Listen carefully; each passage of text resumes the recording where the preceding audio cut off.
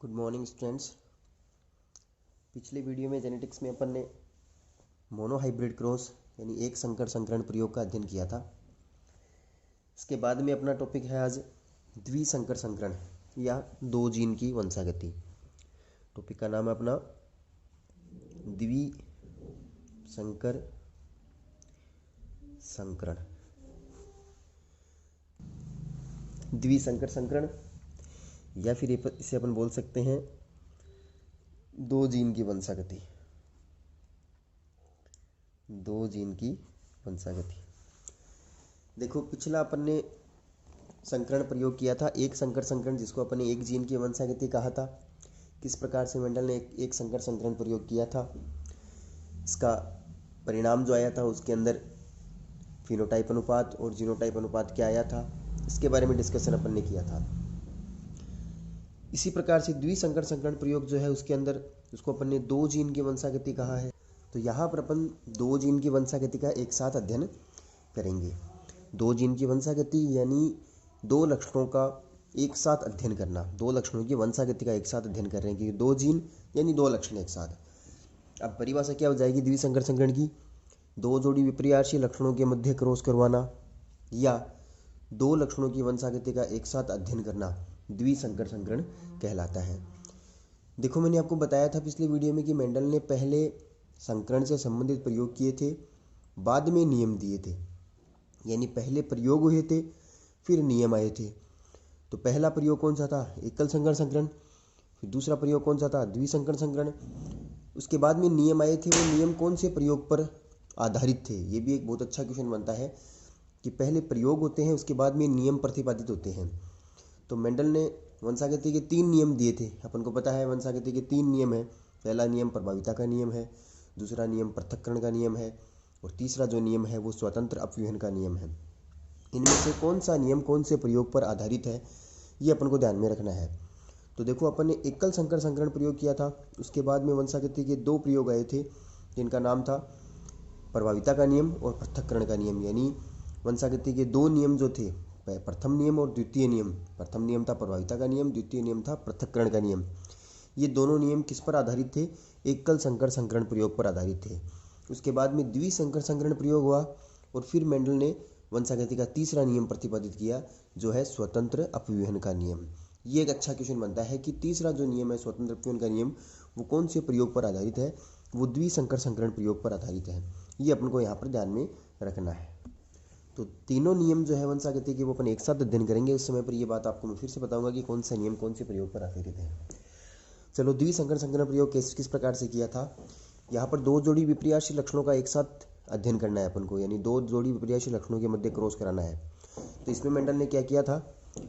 दो लक्षण लिए थे, एक तो बीज की आकृति का लक्षण और एक बीज के आकार का लक्षण। एक तो बीज के आकार वाला और एक बीज के रंग वाला। ये दो लक्षण लिए थे, बीज का आकार और बीज का रंग।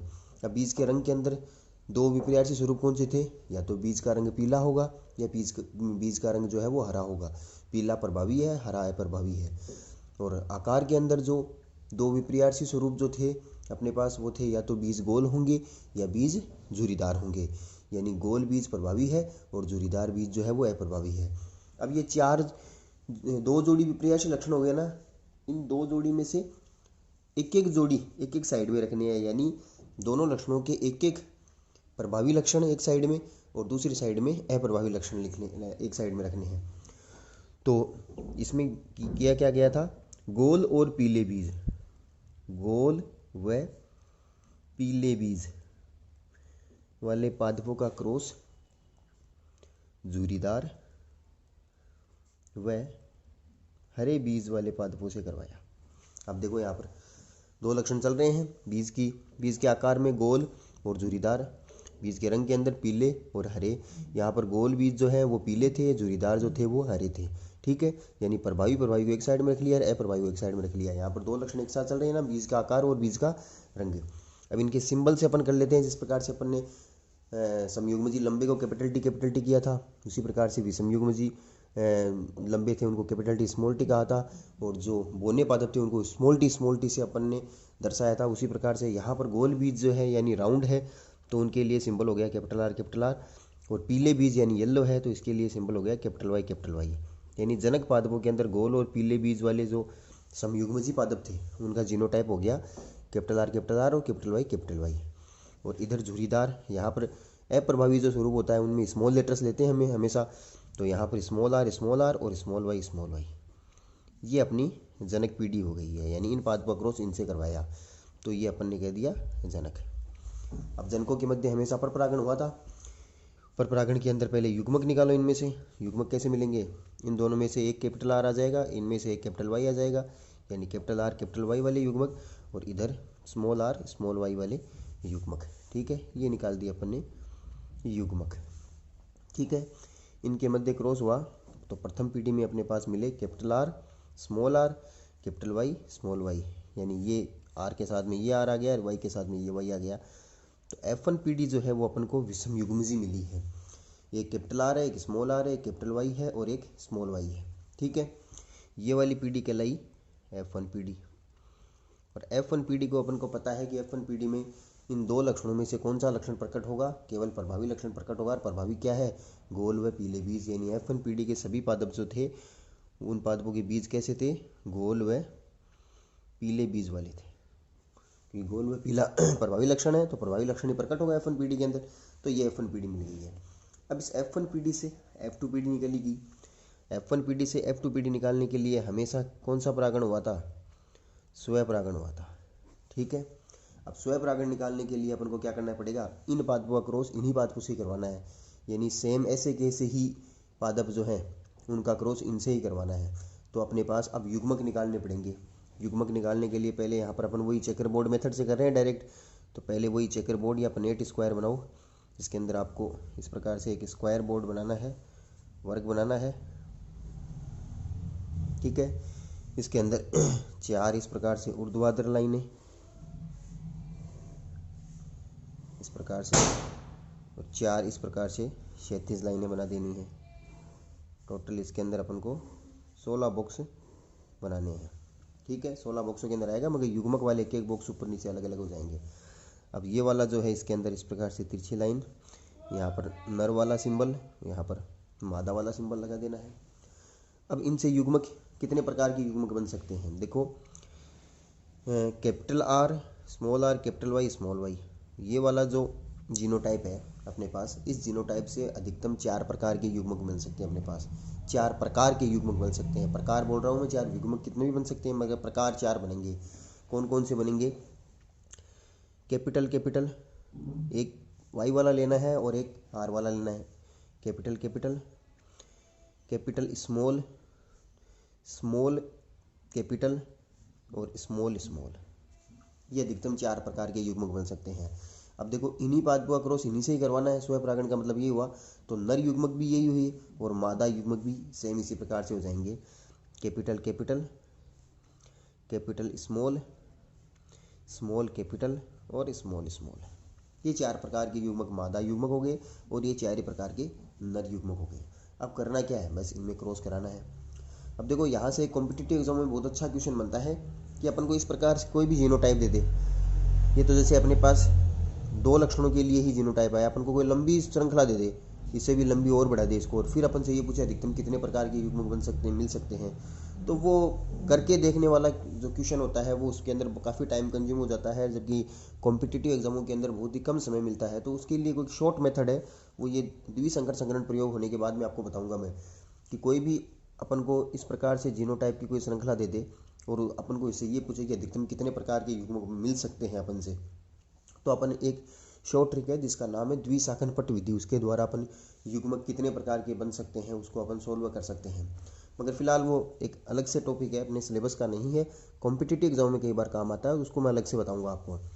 तो यहाँ पर अपन ने क्या किया, F2 पीढ़ी निकालने के लिए F1 पीढ़ी के पादपों में स्वपरागण कराया। स्वपरागण कराने पर इन पादपों से 4 प्रकार के युग्मक मिले। 4 प्रकार के युग्मक में ध्यान में रखना है कैपिटल स्मॉल कैपिटल स्मॉल, ये चारों युग्मक इधर और ये चारों युग्मक इधर। अब उसके बाद में क्या करना है, क्रॉस करा देना, वही इनका क्रॉस इससे, इनका क्रॉस इससे, इनका क्रॉस इससे, इनका क्रॉस से, यानी एक ये जो मादा युग्मक है इनका 4 नर युग्मक से करवाना है। इसी प्रकार से ये जो है इसका 4 नर युग्मक से बनाना है। तो उसके बाद में अपने पास जीनोटाइप लिखते जाओ क्रॉस करा करके। कैपिटल कैपिटल कैपिटल वाई इनका इससे हुआ। फिर उसके बाद में capital R capital Y capital R capital R capital Y small Y, फिर capital R small R capital Y, फिर उसके बाद में capital R capital Y small Y. ठीक है, इसी प्रकार से ये हो गया capital R capital Y small Y, ये हो गया कैपिटल आर स्मॉल वाई, फिर ये हो गया capital R capital Y small Y, फिर ये हो गया कैपिटल आर स्मॉल वाई, फिर ये हो गया कैपिटल आर कैपिटल वाई, फिर capital R capital Y small R capital Y, small R capital Y small Y, फिर उसके बाद में capital R capital Y small Y, फिर कैपिटल आर स्मॉल वाई, फिर small R capital Y small Y, और फिर last में हो जाएगा स्मॉल आर स्मॉल वाई। ये एक ही प्रकार का होगा लास्ट में। जैसे ये फर्स्ट में एक है ना जिसमें चारों कैपिटल है, वैसे यहाँ पर लास्ट में एक होगा जिसमें चारों स्मॉल है। ठीक है, ये आपको क्रॉस कराना आता ही है। क्या किया है मैंने, इसका क्रॉस इससे करवाया, इसको यहाँ पर लिख दिया, फिर इसका क्रॉस इससे कराया, इसको यहाँ पर लिख दिया, इसका क्रॉस फिर इससे कराया, यहाँ पर लिख दिया, इसका क्रॉस इससे कराया, यहाँ पर लिख दिया। ऐसे ही दूसरी लाइन के अंदर इसका क्रॉस इससे कराया, इसको यहाँ पर लिख दिया, फिर इसका क्रॉस इससे कराया, फिर यहाँ पर लिख दिया। ऐसे क्रॉस करा के मैंने F2PD के जो 16 प्रकार के पादप मिले उनका सभी का जीनोटाइप लिख दिया अपने। तो ये पनेट स्क्वायर या चेकर बोर्ड कहलाता है। और इस चेकर बोर्ड के अंदर जितनी भी अपन को पीडी जो संतति मिल रही है वो संतति अपनी F2PD को दर्शाती है, यानी ये अपनी F2PD हो गई है। अब F2PD के ये जो 16 प्रकार के पादप है ना, ये 16 प्रकार के पादपों का जीनोटाइप तो अपने पास आ गया है। अब फिनोटाइप निकालना है अपन को। अब फिनोटाइप निकालने के लिए क्या करना पड़ेगा, देखो 2 तो आर है, 2 वाई है। 2 आर में से एक भी कैपिटल आ जाए, कैपिटल आर आ जाए, तो इसका मतलब बीज जो है वो गोल होंगे। और 2 वाई में से एक भी अगर वाई कैपिटल आ जाए तो बीज जो है वो पीले होंगे। समझ में आ रही बात, क्योंकि इस प्रकार का कॉम्बिनेशन जब आएगा कैपिटल आर स्मॉल आर, तो ये वाला गोल बीज के लिए है और ये वाला जुरीदार बीज के लिए है। मगर अपन को पता है गोल जो है वो जुरीदार के ऊपर प्रभावी लक्षण है, इसलिए बीज जो है वो कैसे होंगे, गोल होंगे। और इस वाले में तो कोई कंडीशन ही नहीं है, ये तो दोनों ही कैपिटल यानी गोल होंगी। अगर अपन ऐसे करते हैं कैपिटल आर स्मॉल आर, तब दोनों ही स्मॉल हो गए हैं, यानी दोनों ही जुरीदार को दर्शाते हैं, इसलिए ऐसे बीज होंगे जुरीदार। इसी प्रकार से कैपिटल वाई के अंदर लेते हैं तो ऐसे बीज तो पीले ही होंगे, कैपिटल है। मगर इस प्रकार से विषम युग्मज अवस्था में जब आएंगे, यानी एक पीले के लिए और एक हरे के लिए है, तो पीला हरे पर प्रभावी है, इसलिए इस प्रकार के जीनोटाइप वाले पादप जो है वो उनके बीज भी पीले ही होंगे। इसलिए मैं बता रहा हूँ आपको कि 2 आर 2 वाई में से दोनों आर में से एक कैपिटल आर है तो बीज गोल होंगे, और दोनों वाई में से एक भी कैपिटल वाई है तो बीज जो है वो पीले होंगे। तो अब अपन को इनका फिनोटाइप लिख देना है। फिनोटाइप कैसे, गोल व पीले, इधर गोल पीले, ये गोल पीले, ये भी गोल पीले, यहाँ पर भी गोल व पीले। ये कैसे होंगे, देखो गोल कैपिटल आर के लिए, मगर स्मॉल वाई है तो कैसे हो जाएंगे, गोल व हरे हो जाएंगे। ठीक है, यहाँ पर कैपिटल आर आ गया तो गोल, कैपिटल वाई है तो पीले, यहाँ पर गोल व हरे। ठीक है, यहाँ पर कैसे हो जाएंगे, गोल व पीले, गोल व पीले। अब यहाँ पर देखो स्मॉल आर आ गया है तो कैसे हो जाएंगे, जुरीदार व पीले। यहाँ पर भी जुरीदार व पीले, यहाँ पर गोल व पीले, यहाँ पर गोल व हरे, यहाँ पर जुरीदार व पीले, और यहाँ पर लास्ट में एक होगा जुरीदार व हरे, जुरीदार व हरे। ठीक है, 16 पादपों में अपने पास इस प्रकार की फिनोटाइप मिल गई है। अब लास्ट में अपन को क्या करना है, वही अनुपात निकालना है। फिनोटाइप अनुपात, फिनोटाइप अनुपात, फिनोटाइप अनुपात में कैसे होंगे, कुल 4 प्रकार के पादप मिले हैं फिनोटाइप में अपने पास। कौन कौन से, एक तो मिले हैं गोल पीले, गोल व पीले वाले। ठीक है, एक मिले हैं अपने पास गोल व हरे वाले, गोल व हरे। एक मिले अपने पास जुरीदार व पीले, और चौथे अपने पास मिले हैं वो हैं जुरीदार व हरे, ये 4 प्रकार के पादप मिले अपने पास। तो आप इनमें सब में काउंट कर लेना, गोल व पीले पादप जो है वो 9 पादप है, गोल व हरे वाले जो है वो 3 पादप है, जूरीदार और पीले वाले हैं वो भी 3 पादप है, जूरीदार व हरे वाला ये लास्ट में एक ही किया अपन ने, ये 1 पादप है। तो अपने पास द्विसंकरण संकरण प्रयोग का फिनोटाइप अनुपात आ गया है 9:3:1। जैसे एकल संकरण संकरण का फिनोटाइप कितना आया था, 3:1 आया था ना, वैसे द्विसंकरण संकरण का फिनोटाइप अनुपात आया है 9:3:3:1। और जीनोटाइप अनुपात पूछे अपन से, जीनोटाइप अनुपात, तो द्विसंकरण संकरण का जीनोटाइप अनुपात जो होता है वो आपको याद रखना है, लंबी श्रृंखला है वो वो आपको याद ही रखना है। मैं एक सीक्वेंस लिख रहा हूँ, एक क्रम लिख रहा हूँ, 122, 412 और 121, अनुपात का चिन्ह लगा दो सबके बीच में, ये हो गया अपने पास जीनोटाइप अनुपात। अब आप सोच रहे होंगे ये कैसे हैं, इनको भी आप देख सकते हो। यहाँ पर एक जो पादप है ये कैपिटल आर कैपिटल वाई वाला एक ही पादप है, ये 2 पादप है, ये capital R capital Y small Y, ये 2 पादप है। इस प्रकार से कुल जीनोटाइप की दृष्टि से अपने पास 9 प्रकार के पादप, क्योंकि 1 2 3 4 5 6 7 8 9 जीनोटाइप की दृष्टि से 9 प्रकार के पादप मिले हैं, फिनोटाइप की दृष्टि से 4 प्रकार के पादप मिले हैं।